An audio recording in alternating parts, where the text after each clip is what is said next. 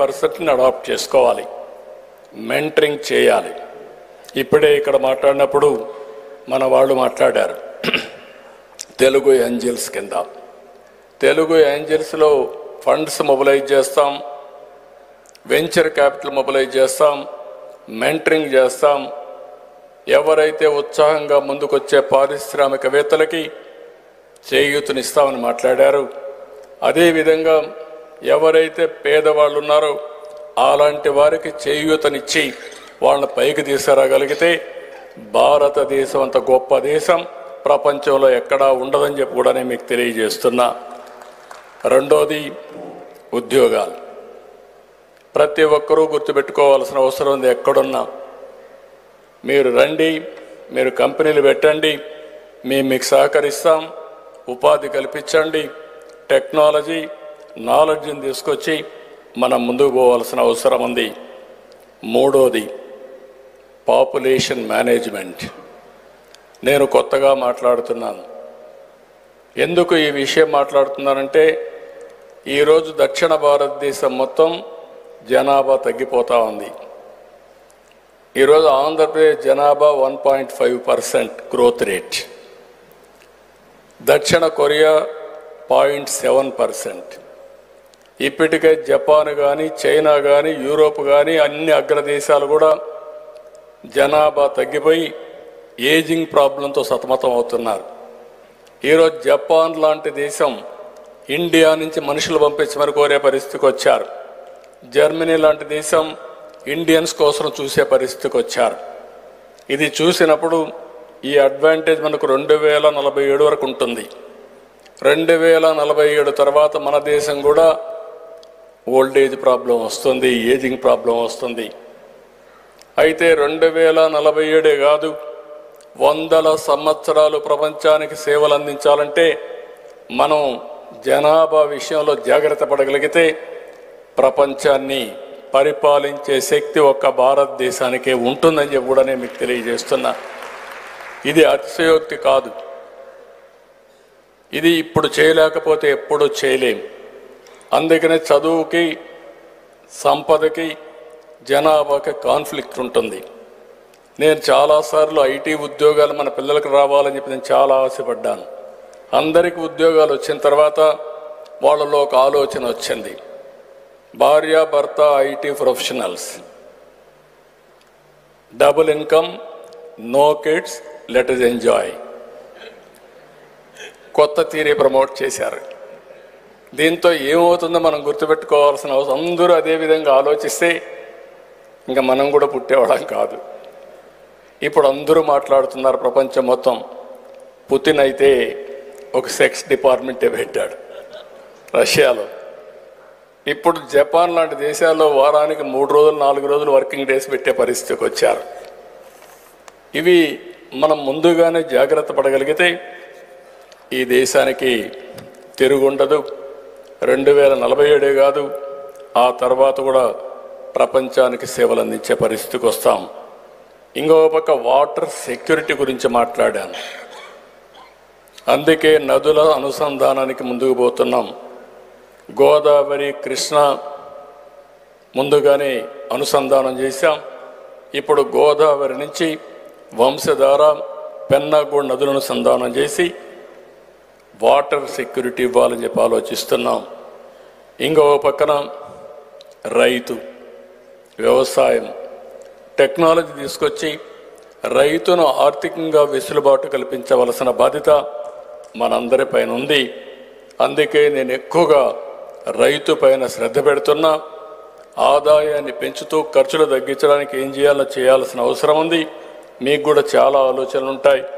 ఆ ఆలోచనలను తీసుకొని మీరు కూడా రైతును ఆదుకునే కార్యక్రమానికి ముందుకు రావాల్సిన అవసరం ఉంది. ఇంకొక పక్క ఇన్ఫ్రాస్ట్రక్చర్, అవి రోడ్స్ కావచ్చు, ఎయిర్పోర్ట్లు కావచ్చు, లేకపోతే పోర్ట్లు కావచ్చు. ఇవన్నీ మనం చూస్తే ప్రపంచంలో 8% లాజిస్టిక్స్ కాస్ట్ ఉంటే మన దగ్గర 14% ఉంది. దాన్ని గణనీయంగా తగ్గించాలనుకుంటున్నాం. ఇంకొక పక్క పవర్. ఈరోజు ఇక్కడే మీరు అందరూ గుర్తుపెట్టుకోవాల్సిన అవసరం ఉంది. వినూత్నమైనటువంటి ఆలోచనలు వచ్చాయి. ఎవరు ఊహించిన విధంగా ఈరోజు ఇంటి పైన రూఫ్ టాప్ పవర్ జనరేషన్ చేసుకునే పరిస్థితికి వచ్చాం.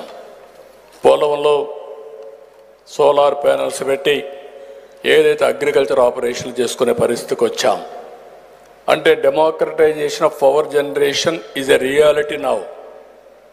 మీరు పవర్ జనరేట్ చేసుకొని మీరు కన్జ్యూమ్ చేయొచ్చు, అవసరమైతే గ్రిడ్కి ఇవ్వచ్చు, లేకపోతే మీరే బ్యాటరీ పెట్టుకొని దాన్ని కూడా పొదుపు చేసుకునే పరిస్థితి వస్తుంది. దీనిపైన కూడా శ్రద్ధ పెట్టాం. పవర్ కాస్ట్ ఎట్ట తగ్గించాలి, అదే మరి పెట్రోల్ డీజిల్ కాస్ట్ను కూడా ఏ విధంగా ఆప్టిమైజ్ చేయాలనో దీనికి కూడా వర్కౌట్ చేస్తున్నాం. ఫైనల్గా 8వ పాయింట్ చూస్తే ప్రోడక్ట్ పర్ఫెక్షన్. మళ్ళీ చెప్తున్నా, ఇక్కడ పారిశ్రామికవేత్తలు ఉన్నారు.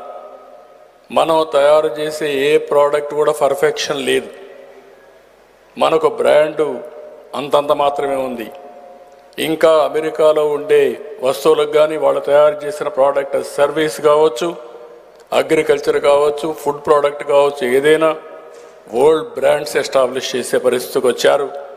మనవి మాత్రం ప్రోడక్ట్ పర్ఫెక్షన్ లేదు. ఈ ప్రోడక్ట్ పర్ఫెక్షన్ పైన కాన్సన్ట్రేట్ చేస్తున్నాం. 9వ పాయింట్ వచ్చి స్వచ్ఛ ఆంధ్రప్రదేశ్. నేను ఎప్పుడో మీరు చూస్తే సింగపూర్లో క్లీనింగ్ చూసిన తర్వాత హైదరాబాద్లో మొట్టమొదటిసారిగా నైట్ టైం క్లీనింగ్ ఆపరేషన్ పెట్టింది ఆ రోజుట్లో తెలుగుదేశం ప్రభుత్వం. మళ్ళీ భారతదేశంలో స్వచ్ఛ భారత్ రిపోర్ట్ ఇవ్వడానికి ప్రధానమంత్రి నరేంద్ర మోడీ గారు నన్ను చైర్మన్గా ముఖ్యమంత్రుల కమిటీ వేస్తే రిపోర్ట్ కూడా ఇచ్చాం. స్వచ్ఛ ఆంధ్రప్రదేశ్ ఒక ప్రాపగండాగా, ఒక ఉద్యమంగా తీసుకుపోయి ఒక స్వచ్ఛమైన రాష్ట్రంగా తయారు చేయగలిగితే అక్కడి నుంచి అనేక విధాలుగా ఉపయోగపడుతుంది. దీనికి పోతున్నాం. లాస్ట్ వచ్చి డీప్ టెక్. నేను ఇక్కడ విషయంలో మీ అందరినీ కోరుతున్నా, భవిష్యత్తులో డీప్ టెక్ అనేది in all walks of life is a reality. Data అంతా క్లౌడ్లో ఉంది. డ్రోన్స్ వచ్చాయి, సీసీటీవీ కెమెరాలు వచ్చాయి, ఐఓటీలు వచ్చాయి, లేకపోతే మీ సెల్ ఫోన్లు ఉన్నాయి, లేకపోతే సెటిలైట్ డేటా వచ్చింది. రియల్ టైంలో డేటా కలెక్ట్ చేసి అదే మరిగా హిస్టారికల్ డేటా కోఆర్డినేట్ చేసి ఆర్టిఫిషియల్ ఇంటెలిజెన్స్ ద్వారా లేకుంటే క్వాంటమ్ కంప్యూటింగ్ ద్వారా మీరు ముందుకు పోగలిగితే ఏదైనా సాధ్యం. మేము ఈ సంవత్సరం నుంచే వాట్సాప్ గవర్నెన్స్ కూడా తయారు చేశాం. 150 సర్వీసులు ఆఫీస్కి వచ్చే పని లేకుండా నేరుగా డౌన్లోడ్ చేసుకునే విధంగా ప్రజల సర్వీసులు ఒక మెసేజ్ వాళ్ళు పెడితే తిరిగి వాళ్ళకు రిప్లై ఇచ్చే విధంగా ఈరోజు ముందుకు పోయే పరిస్థితికి వచ్చాం. ఇలాంటి చాలా చేశాం. నేను మిమ్మల్ని అందరినీ ఒకటే కోరుతున్నా, మీరు కూడా ఆలోచించండి. ఆంధ్రప్రదేశ్లో జరిగే ఈ అభివృద్ధి ఉద్యమంలో మీరు ఏ విధంగా భాగస్వాములు అవుతారు. నేను I'm requesting all of you partners in progress. మీరు కూడా వ్యాపారాలు చేయండి, నేను వద్దనడం లేదు. కానీ ఆంధ్రప్రదేశ్ అనేది ఒక ప్రూఫ్ ఆఫ్ కాన్సెప్ట్కి మీకు ఉపయోగపడుతుంది. మీకు ఎలాంటి ఆలోచనలు ఉన్నా ఆ ఆలోచనలు తీసుకురండి. అది ఉపయోగపడితే ముందుగా అది ఆంధ్రప్రదేశ్లో ఉపయోగిస్తాం. ఆ తర్వాత మేము ప్రూఫ్ ఆఫ్ కాన్సెప్ట్ మీకు ఇస్తాం. దాన్ని తీసుకొని మీ నాయకత్వ లక్షణాలు బట్టి మీరు నేషనల్ లెవెల్లో పోతారా, ఇంటర్నేషనల్ లెవెల్లో పోతారా, అది మీ తెలివితేటలపైన ఆధారపడుతుంది, మీ నాయకత్వం పైన ఆధారపడుతుంది. దానికి మేము సిద్ధంగా ఉన్నామని చెప్పి కూడా నేను మీకు తెలియజేస్తున్నా. ఈరోజు ఇక్కడ అందరం ఉన్నామంటే తెలుగు వారికి ప్రపంచంలో మొట్టమొదటిసారిగా గుర్తింపు తెచ్చిన ఏకైక వ్యక్తి నందమూరి తారక రామారావు గారు. అంత మునుపు మదరాసి అని పిలిచే పరిస్థితి నుంచి ఏదో ఆ రోజు ఎన్టీ రామారావు గారు చూపించిన చొరవ వల్ల తెలుగు వారి ఆత్మగౌరవం ప్రపంచం అంతా కూడా ఇనుమడించే పరిస్థితికి వచ్చింది. అదే సమయంలో పొట్టి శ్రీరాములు కూడా గుర్తుపెట్టుకోవాల్సిన అవసరం ఉంది. ఆయన చేసిన త్యాగాలు ఎన్టీ రామారావు గారు చూశారు. ఎందుకంటే ఆయన ఆత్మార్పణ చేసి 58 రోజులు నీళ్లు కూడా దాక్కుండా ఉద్యమం చేసి ప్రాణత్యాగం చేసిన తర్వాతనే ఆంధ్రప్రదేశ్ రాష్ట్రం వచ్చింది. ఆ రాష్ట్రమే భాషా ప్రయుక్త రాష్ట్రాలకు నాంది పలికింది. అలాంటి వ్యక్తిని కూడా ఇలాంటి మహాసభల్లో గుర్తుపెట్టుకోవాలని చెప్పి మీ అందరినీ కోరుకుంటున్నా. ఇంకొక పక్కన ఈరోజు ఇక్కడ చూస్తే వరల్డ్ తెలుగు ఫెడరేషన్ 50 దేశాలకు పైగా 90 అసోసియేషన్ని అఫిలియేట్ చేశారు. నేను ఒకటే మీ అందరినీ కోరుతున్నా, ఎక్కడ కల్చరల్ అసోసియేషన్ ఉన్నా, ఎకనామిక్ అసోసియేషన్స్ ఉన్నా, లేకుంటే ఆ దేశంలో ఆర్గనైజేషన్స్ ఉన్నా, ఇవన్నీ కూడా కలిసి మనం ఆర్గనైజ్ చేసుకోవాల్సిన అవసరం ఉంది. వరల్డ్ తెలుగు ఫెడరేషన్ ద్వారా విశాఖపట్నంలో తెలుగు మ్యూజియం ఏర్పాటు చేశారు. నేనే 2015లో 10 కోట్ల రూపాయలు ఖర్చు పెట్టి చేశారు. ఇందిరాదత్ గారిని మనస్ఫూర్తిగా అభినందిస్తూ దానికి ఏం కావాలో అన్ని సహాయ సహకారాలు చేసి ఒక కల్చరల్ సెంటర్గా చేయడానికి అన్ని విధాలా చేస్తామని చెప్పి కూడా నేను మీకు తెలియజేస్తున్నాను. ఇది కాకుండా ఇంకొక పక్కన మనం ఒకసారి చూస్తే ఈరోజు ఇక్కడ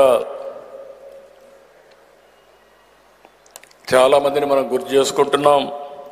తెలుగు భాషకు శ్రద్ధ పెట్టినటువంటి గిడుగు రామ్మూర్తి గారిని, అదే మరిగా రామోజీరావు లాంటి పెద్దలందరినీ మనం ఒకసారి స్మరించుకోవాల్సిన అవసరం ఉంది. వీళ్ళందరూ కూడా భాష కోసం ఎంతో కష్టపడ్డారు. ఇంకొక పక్కన తెలుగు జాతి రాజకీయాల్లో మీరు చూస్తే అటు నీలం సంజీవిరెడ్డి గారు కానీ, పివి నరసింహరావు గారు కానీ, లోకసభ స్పీకర్గా బాలయోగి గారు కానీ, ఉపరాష్ట్రపతిగా వెంకయ్యనాయుడు గారు, సుప్రీంకోర్టు ప్రధాన న్యాయమూర్తులుగా కోకా సుబ్బారావు గారు, అదే సమయంలో ఇటీవల జస్టిస్ రమణ గారు, ఇలా చాలామంది ఉన్నతమైన పదవుల్లో తెలుగువారు రాణించారు. ఈరోజు తెలుగువారిని మనం ఒకసారి చూస్తే అన్ని రంగాలలో దూసుకుపోయే పరిస్థితికి వచ్చారు. కరణం మల్లేశ్వరితో ప్రారంభమైనటువంటి స్పోర్ట్స్లో పుల్లెల గోపీచంద్, ద్రోణవల్లి హారిక, పివి సింధు, వివిఎస్ లక్ష్మణ్, పెండ్యాల హరికృష్ణ, కోనేరు హంపి, వెంకటపతి రాజు, మొన్ననే సెంచరీ కొట్టిన నితీష్ కుమార్ రెడ్డి వరకు ఎంతోమంది క్రీడాకారులు బ్రహ్మాండంగా రాణించే పరిస్థితికి వచ్చారు. ఇంకో పక్క మొన్నటి వరకు చెన్నైలో ఉన్న ఇండస్ట్రీని ఆ రోజు మేమందరం కష్టపడి హైదరాబాద్కు రావాలని ఫిల్మ్ ఇండస్ట్రీ కోసం ప్రయత్నాలు చేశాం.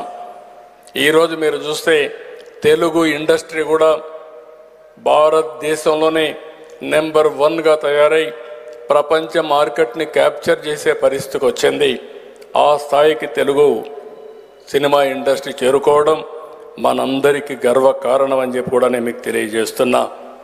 ఈరోజు మీరు ఒక్కసారి చూస్తే కూచిపూడి అది మన సొంతం. ఇలాంటివి అనేక కళలు, అనేక సాంప్రదాయాలు మనకున్నాయి. ఇలాంటివన్నీ కూడా మనం బతుకమ్మ తెలంగాణలో చూస్తే ఎన్నో సంవత్సరాలుగా ఎంతో